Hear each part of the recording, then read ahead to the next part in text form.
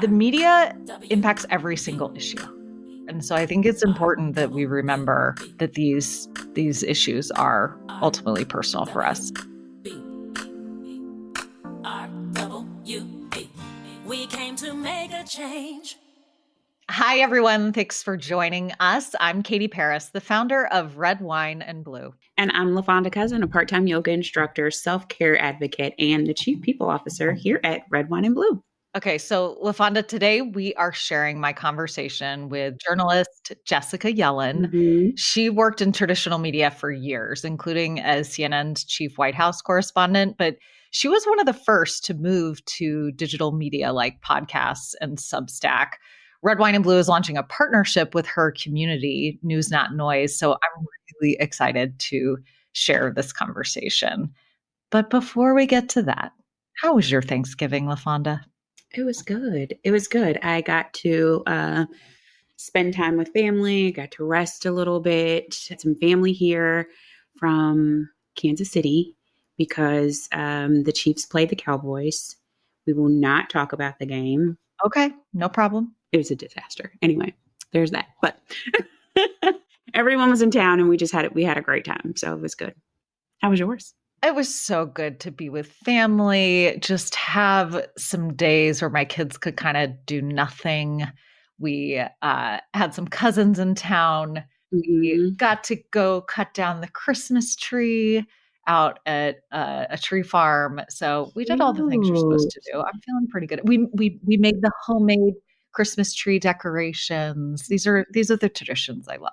And I feel like I did a decent job as well at tuning out the news because unlike Jessica Yellin, who does this amazing job of bringing the news to her audience without giving people a panic attack, like that's kind of which is a pretty hard task these days, right? Absolutely. But I will say that one piece of news that did get under my skin, dare I say, make me lose my shit a little bit, given especially, the past that, in my career, I helped start Media Matters, which does media criticism. And so I'm always kind of keeping an eye out for those sort of serious and nuanced and interesting media criticism stories. Well, there over break has been a bit of news out of this White House that I would call maybe not nuanced. Maybe I would call it more dumb when it comes to absolutely stupid. Yes. Media criticism. I am referring, of course, to, if you missed it, congratulations. But the White House, as in the actual official whitehouse.gov website at the behest of the President of the United States, has launched a media bias website. It's his Media Offender of the Week. And this is where he is calling out, all different mainstream news outlets, basically for stories that he disagrees with, that he doesn't like, because they are exposing the truth of him. And this website is just silly. It's got misleading, biased, exposed across the top of it. I'm looking at it right now. And it's just a little place for him to have a tantrum about news outlets, reporters. I read somewhere that most of the reporters he's criticizing, of course, are female reporters. Yep. And it's just dumb, LaFonda. This is not real media criticism. This is wah. Absolutely. Yes. Yes. But it's also troubling, ultimately. It's terrifying. I've said it before. I feel like we live in a Saturday Night Live skit, but this kind of thing is like we live in the Saturday Night Live skit that made it to the cutting room floor. This is some of the dumbest. I can't. This is some of the dumbest shit I've ever seen, and it's on a government web. It is on the White House website. CBS News has the words "exposed" stamped over the top of it. It's just insanity. And the fact that it has to go through several channels of, I don't know, adults, what we would consider in a normal world, intelligent adults with grown-up jobs, and it still made it there is complete chaos. I mean, listen, there's probably like a 22-year-old Oh my intern running God. this Got website. it. Okay, like that's the scary part, Yes. like who's been given the keys to the car. But yeah, I think that what is so troubling about it to me is that it is meant to just sow chaos and mistrust. Yeah. I mean, this administration relies on us all just throwing up our hands and going, I have no idea who to trust. Yeah. I don't know. What is truth anyway? Undermine journalism, undermine media, undermine reporting. The other thing I always think about is that I think sometimes it's easy for us to say, okay, the media, that's an issue that has maybe, nothing directly having to do with my life. Mm-hmm. How the news is covered, I can turn this on, turn this off, change the channel. But the media impacts every single issue.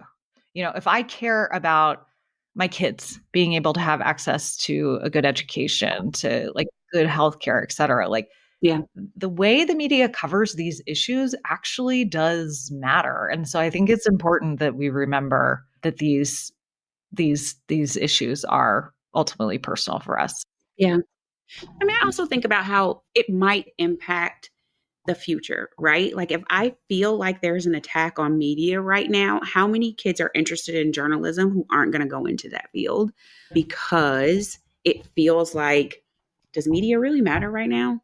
Is it too dangerous right now? Does it even make sense to do that right now? And who aren't going to actually study the art of media, who aren't going to get an education in journalism because it feels so chaotic and it feels like a joke right now, right? Like if I feel like I'm going to the White House website and media and journalism feel like a joke, why would I go in and study journalism when it's actually a really important field of study? Yeah, journalism is the pursuit of truth. It's the pursuit of truth. Right. And so right now it's being made into a joke. And if kids feel like, I'm not going to go, why would I go do that? Then the future of journalism is at stake. And that's a really, really big problem. I mean, we've already seen it gutted, in so many local markets. There's even news deserts today where people live in places where there is absolutely no local coverage. Yeah. And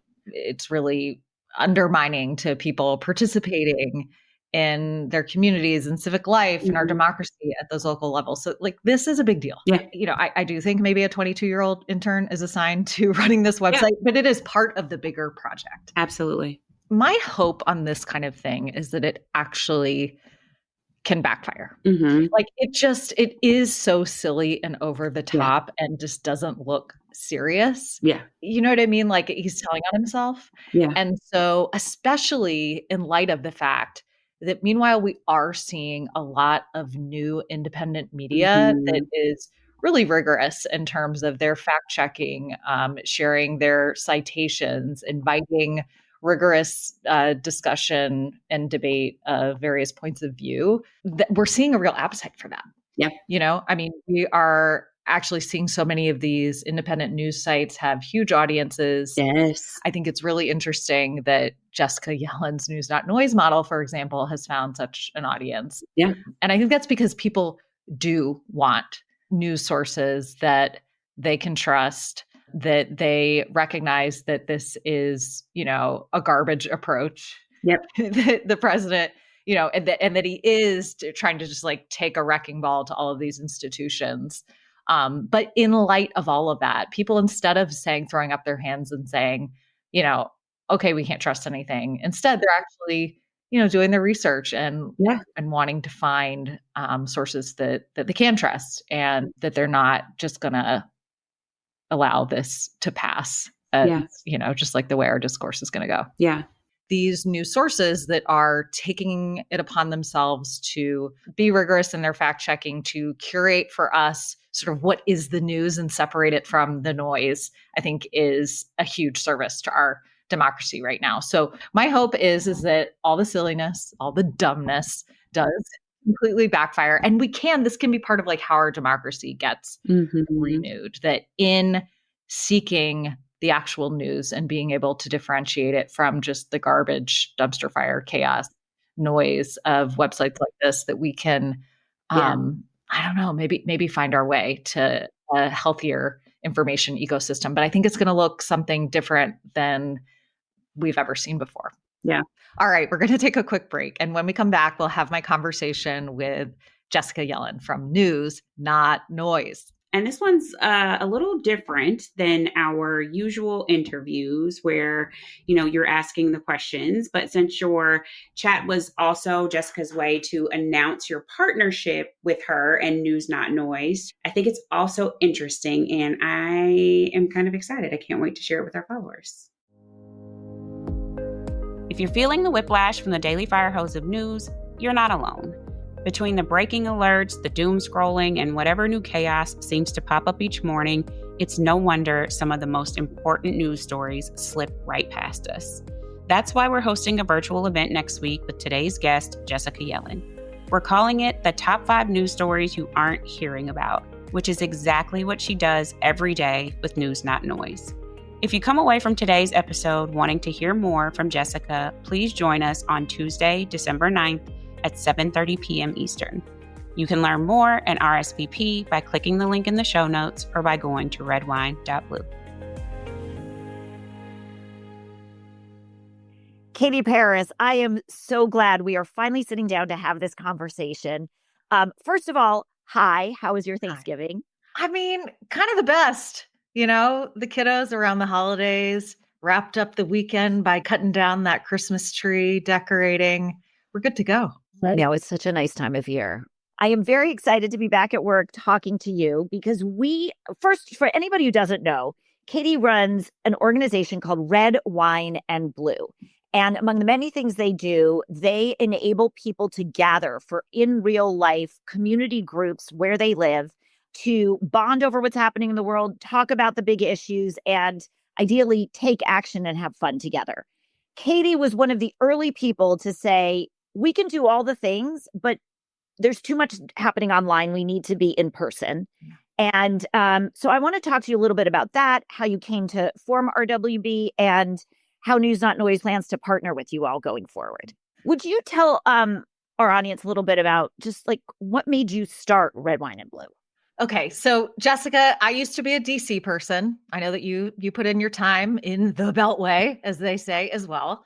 And I've worked in politics for over 20 years now. And several years ago, it was actually following the 2018 midterm elections, I saw all these women all across the country who were becoming involved in their communities in a new way that they'd never done before. They got involved in those midterm elections. They were meeting their neighbors. They were getting together in each other's living rooms, and they were making a huge difference in local elections, national elections, and just showing up for their community. And they were doing it in a way that was so different than I'd ever heard community action, civic action, political engagement really discussed out of DC. In DC, there's a lot of conversations of like, how do we influence what's going on out there? Can we find some trusted third-party messengers, or who can we find to be, in our TV ad to have an influence? These women were just taking it into their own hands to influence their community. And they were fighting a feeling of aloneness, helplessness by showing up for each other. And so I was so inspired by these women who are becoming involved for the first time. And I was thinking, the key to fixing our politics, to protecting our democracy, dare I say, I don't think the answers are in DC. I think that they are in our local communities. Now, of course, in the meantime, I had moved from Washington to suburban Ohio. So I was witnessing this up close. And so everything that I had been a part of, Jessica, it's like it went into black and white. And that everything I was seeing out across America, near where I live, but learning about in other places too, it just was in hypercolor. And that's what I became inspired by. And I thought, we need more of this. We need vehicles and support for people who want to get together where they live to make it, because everybody says, I want to do something. Everything's chaotic. How do I, there's so much noise, right? But like, what do I do? What do I do about it? And I don't want to do it alone. And so I saw these women who were kind of figuring that out. And I thought, what if they were the model? Instead of DC handing down marching orders for what should be done, what if we empowered people in their own communities to get together and have an impact? It's so cool because that's like so parallels the origin story of News Not Noise, which was, it started right before the 2018 midterms when I was preparing people for that vote. And it was overwhelmingly reaching women who felt left out of the political conversation, like cared so much about these issues, but hated the way you talk about it. So at the time I'd been working in the news for, I guess, 17 years at that point. And I had this intuition, this experience that when I was out covering campaigns, especially, I would interview swing voters who were often women. And they had a million questions about the news and felt like the way we were telling the news didn't speak to them. They cared a lot, but they're like, I just don't care what one candidate is yelling at the other. I want to know who's going to make my healthcare costs go up. Who's going to provide coverage for, childcare? Like they wanted it told differently. They wanted, and they couldn't take the rage and negativity, the yelling on the panels, the endless anger. And they're like, it just leaves me feeling so bad, panicked and anxious and confused. I don't engage. On the other hand, I go home back to DC and say, can we tell the news differently for this audience? And I couldn't get anybody to hear it, right, to buy in. And so I couldn't find a foothold to do it differently. When I left, I had this idea that there's got to be another way to tell information that leaves you feeling okay and informed. And what's just the right venue to do it? And for a while, I struggled with where should I do it? How should I do it? And some of my friends were like, just put your face on Instagram or on your phone and start talking. And I was sitting at lunch with a friend of mine who had asked me why something's happening in Congress. And I explained it. And she's like, that you just explained to me in 2 minutes, the thing I totally don't get forever, say that to your phone. And I decided to do it on Instagram because at the time there was no news on Instagram. It was a very friendly environment. Like there wasn't the toxicity of some other platforms. And it was female focused. And I really thought the audience would be largely female. It's so sort of serendipitous that we connected when we did. So just to ground this, how does Red Wine and Blue do it? And what is Trouble Nation? And how do you help people make groups? Yeah. So Red Wine and Blue started in my home state of Ohio and really just kind of caught on in the last several years online. And where we are today is that we have over 500,000 diverse suburban women as a part of this network from all over the country. And we have over 800 local groups that are in all 50 states. That's a newer program. So that's all grown really fast in just the last couple of years. And in many of these places, we have women who are on the ground as year-round organizers, supporting women on the ground in these local groups to have an impact where they live. Jessica, I think we held over 4,000 events this year, through these local groups and through our organizers, because we recognize that sure, change does happen online, but also in person. And we have so much potential to influence what is happening locally. There are just massive needs on the ground right now, and people are really wanting to show up for each other. Mutual aid is something that we are seeing happening in these communities where people are getting together, where maybe school lunches are being cut. Well, what are we going to do about kids who are going to be going without lunch? And so we see these community groups getting together to tackle these very real, concrete problems. And so we are there to empower women to not just see these problems, but to connect with others who are like valued and to seek solutions together, because it can feel so disempowering, right? To just see these problems and to feel helpless and like, I'm just going to throw up my arms. Like it's too overwhelming, right? Yeah. But that's not what people actually want to do. They do want to do something, but they need a little support. So Red Wine and Blue is about coming in and providing that infrastructure. We provide toolkits. We provide leadership training. We provide ways for other women who are leading groups to connect with leaders of other groups within their own state or maybe across the country who are facing something similar, and so that they can learn from them. A lot of what you said is, there's so much there, and what you've built is exceptional. A lot of the language I'm hearing is, you want to lead something, you want to organize something, have all these events. It could sound sort of intimidating to somebody who is not a political person. So I just want to unpack this for a minute and say, my understanding from what we've discussed, and the reason I'm so drawn to this is there's so many people in my audience, for example, who aren't politically engaged. They're not organizers. They don't want to run anything. They just are very desirous of an opportunity to connect with other people in their community who are similarly concerned about the state of the world, who also care about what's happening, who are bothered by some of the violations of rule of law we see, and want the the communal experience, the shared experience of seeing that there are others around them who have these concerns, and they want a space to talk about it. And they also want to meet with people who might not have 100% of their same views. Yeah. Like, we both care. We have different politics on some topics, but we also agree on a lot of big things. And how do we talk together? So one of the reasons I find your work so interesting is because what you've done is created a way for folks who aren't super political or don't have like natural leadership experience to just like come in and see how this platform works and actually like start a group. It's almost like book club, but about what's 100%. Going on. Can you talk a little bit in less like political abstract terms, but more like as a human being who's concerned in my community, what is it that you're trying to provide those people? Yeah. So this is a serious come as you are situation.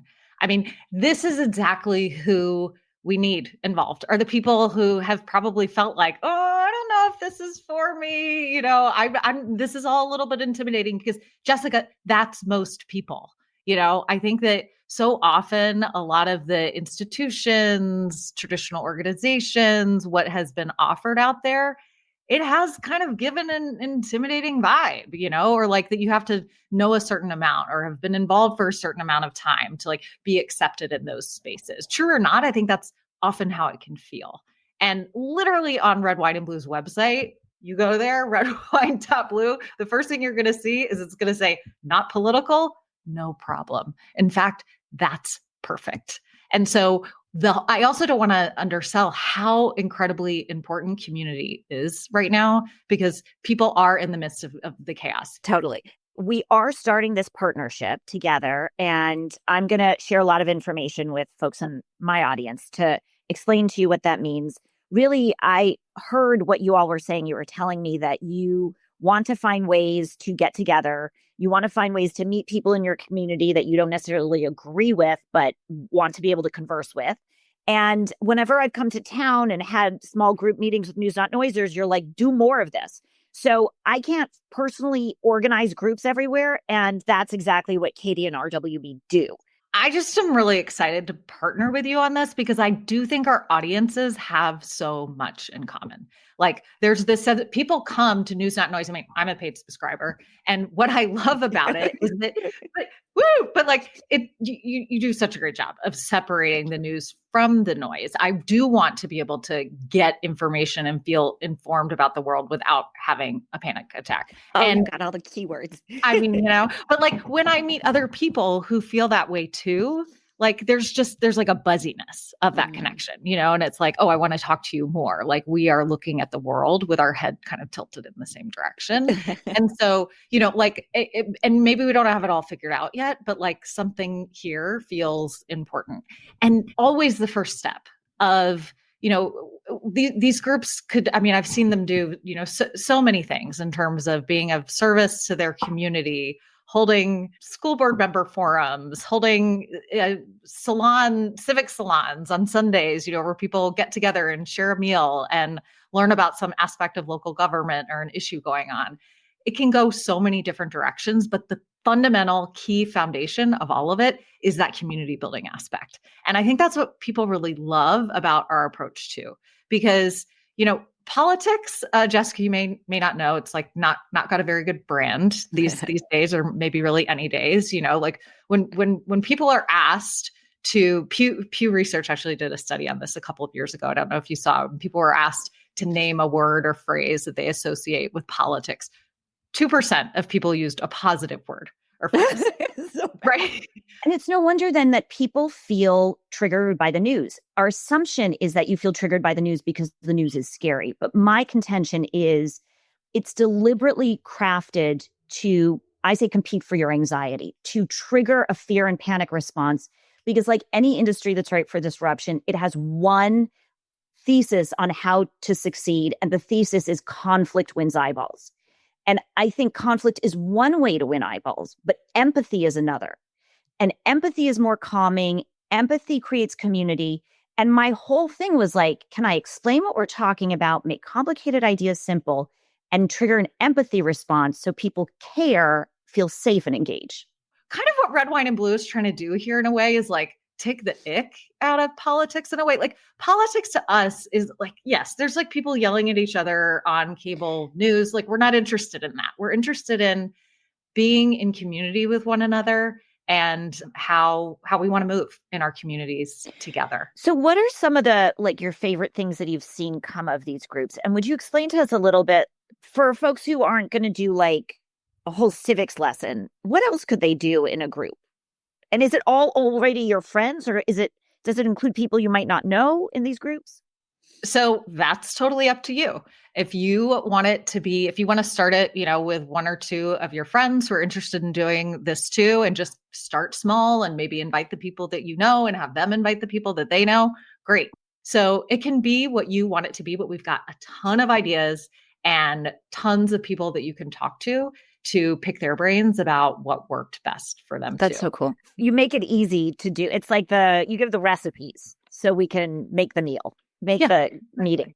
You've said a bunch of times that it's women and suburban women, but are men welcome? And what if you don't live in suburbia? Yeah. So look, that's where we started. I'm a suburban mom. That's how we got it started. But yeah, by now the men are wanting to get in on the action. I'm not going to lie. And so the guys can come too, the husbands, the partners, the friends. But again, that's kind of up to the group leaders too. Like if you want to have a women's group, you can do that. If you want to have a couples group, you can do that. But yes, the men can come along to the party too. And suburban, by this point, we do also have groups that are in urban areas, lots of groups in rural areas too. I mean, we actually are increasingly seeing that for a lot of folks who live outside of metropolitan areas, there's like an even greater hunger to connect with others who are sharing their concerns, because that can sometimes feel, the most lonely of all. But the one thing I have learned for sure from doing this is that no matter where you live, you are not actually alone. And we would love to help prove that for anyone. I love that. Wine is not required. Wine is not required. Sober people are red wine, 100%. You can put Spindrift in that wine glass, whatever you want to bring. It's just meant to be like, there's so many boring names of groups, Jessica. Women of America for America. I wanted a patriotic name. I wanted a name that indicated that we're going to have a little fun here too. We're doing serious work. These are serious times, but we cannot take ourselves too seriously. And, I am reminded of every time I interview an expert on authoritarianism, they always, you have this heavy, heavy, heavy conversation. And then you say, what can be done? And they say the greatest forms of resistance are gathering in your community in person for in-person connection and connecting to joy and fun, because that is what authoritarian regimes try to strip from you. And the more you foster that soil and tend to that soil, the harder it will be for them to rip up the roots of our democracy. So true. I mean, joy is strategic. Community and connection are strategic. And I have to say, Jessica, when I first was starting Red Wine and Blue, I had some people who were like, I don't know, maybe more the DC types who were looking at like what I named the group, what we were doing. And there was a little bit of like, is she serious? Can this be taken seriously? Because we have that. But now you hear people these experts, like the ones that you're citing, talking about how actually like this is how we build resilient movements. It is through coming together in living rooms, and no matter what's in that wine glass, what is important is the strength of that connection. And so it's really cool to actually hear. I've heard some of the interviews that you did, like with Anna Applebaum. I know you guys talked about that, and I was just like, wow, this is important. Yeah, it is. Do you have a group of your own? Do you go to a group? I do. It has over 400 members. It's called Hope in the Heights. Whoa. And I didn't start it. It was started by several women I go to the gym with. Nice. Which is like a real source of community for me. And so it feels like this natural extension. Like, we work out together. We get together sometimes at each other's houses or at the local library and talk about what's going on in our community. And it's strengthened our friendships. I mean, it's, maybe even made our workouts a little bit better. We knowing each other a little better in that way too. I do find also having these regular events with a group of people kind of gives structure to your year in a way where it feels like everything happens so fast.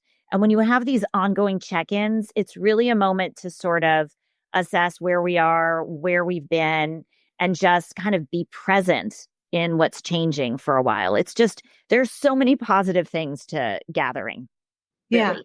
And I just want to say to folks, you can do this. And if you're not ready or you want to learn a little bit more before dipping your toe into leading a group, great, find one in your local community that already exists or nearby and check it out. We are all about community building and we'd love to help you do that where you live too. I'm psyched. Katie, thank you so much for thinking of doing this and for bringing in the News Not Noise community and for the, incredible thoughtfulness you bring to this work. Oh, likewise. This is going to be fun. How to Not Lose Your Shit is a podcast from Red, Wine, and Blue. It's hosted by Katie Paris and LaFonda Cousin and produced by Amy Thorstensen. To learn more about Red, Wine, and Blue, you can find us on social media, on the Red, Wine, and Blue app, or on our website at redwine.blue. Look around, there's something going down, but we're looking up. No matter how they try to take us down, we're gonna keep it up. We move with confidence, we're making a difference wherever we are. Good trouble is not too far. We've got the fire, we've got the grit, through the thick of it. So powerful we are. So powerful we are. So if you see us coming, just know we're making a change and we're not running. No, we're not going away. We stand together and we can stop the rain. Just know that if we came to make a change. Make a change, make a change, make a change. Oh yes, we came to make a change. Make a change, make a change, make a change, make a change. Oh yes, we came to make a change. Together, side by side, troublemakers, heads held high. Oh, the journey may be long, but we still keep singing our song. So if you see us coming, just know we're making a change and we're not running. No, we're not going away. We stand together. And we can stop the rain. Just know that if we came to make a change. If you see us coming, just know we're making a change and we're not running. No, we're not going away. We stand together. And we can stop the rain. Just know that if we came to make a change. Make a change, make a change, make a change. Oh yes, we came to make a change. Make a change, make a change, make a change, make a change. Oh yes, we came to make a change. R-W-B. We came to make a change. R-W-B. We came to make a change.